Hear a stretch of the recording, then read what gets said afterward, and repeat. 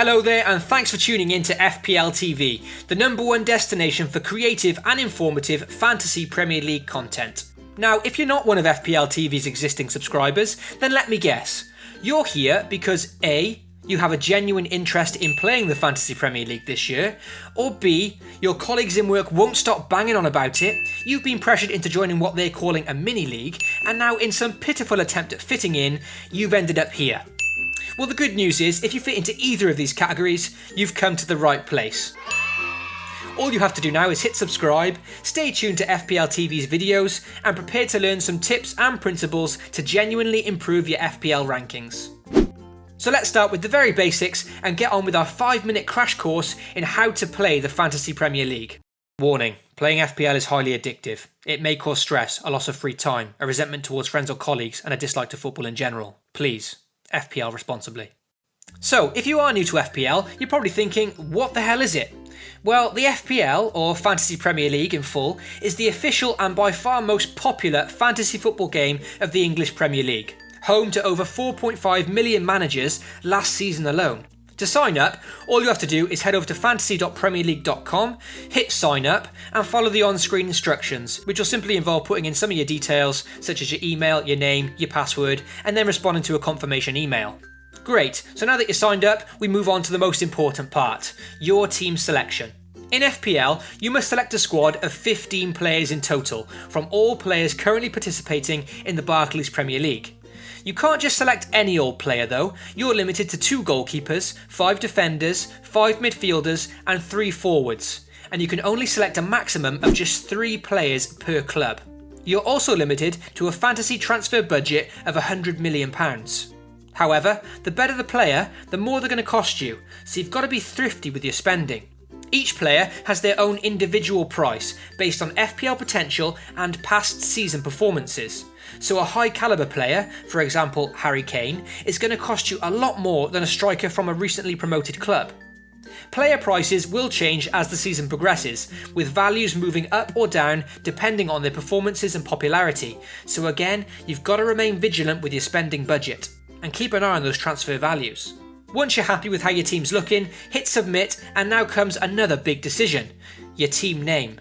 Now, you must be informed that having a good team name is engraved into FPL folklore, and a bad one can lose you some serious brownie points with friends and colleagues alike. Get creative, avoid anything cringy, and you'll be on to a winner. Team names are changeable throughout the season though, so don't panic too much if you can't decide right away, just make sure to make it a good one. Okay, so you've picked your team. Now, how do you score points? All the points earned in FPL will be based on your player's real-life performances. So if your striker scores in real life, he'll get you points in the game. Perhaps your midfielder gets an assist, he'll get you points. Or maybe your defender or goalkeeper keeps a clean sheet, he doesn't concede any goals, then he'll get you points as well. A breakdown of all points players can pick up from each position can be found under the rules section of the official FPL website.